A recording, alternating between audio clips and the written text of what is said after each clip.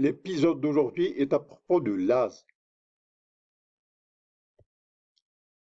L'asthme est caractérisé par des épisodes récurrents de sifflement, de difficultés respiratoires type de dyspnée, de quinte de toux et d'un crachat qui est difficile à faire ressortir.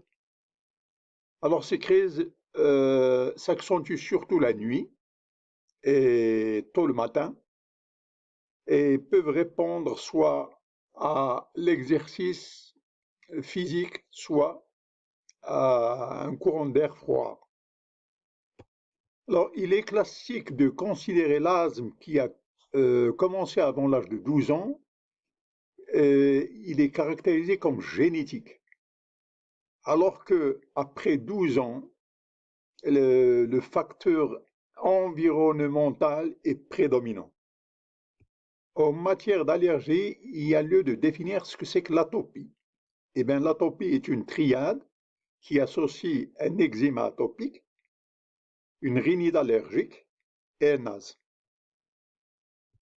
L'asthme est le résultat d'une inflammation chronique des voies aériennes et secondairement à cette inflammation chronique, il y a une augmentation de la contractilité du muscle lisse des branches. Alors voici une branche normale, voici une branche qui caractérise un sujet asthmatique. Et quand la crise se déclare, eh bien, la contraction est importante. C'est le cas ici. Il existe 5 formes cliniques d'asthme. La plus légère, c'est l'asthme intermittent, 2 crises par semaine. L'asthme léger persistant.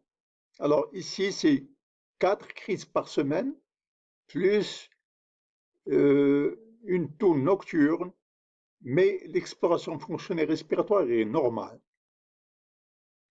La troisième forme est la forme modérée persistante. Alors ici, on a des crises chaque jour, plus une toux nocturne, et l'exploration fonctionnelle respiratoire est entre 60 et 80%. Le quatrième cas, c'est la forme sévère persistante.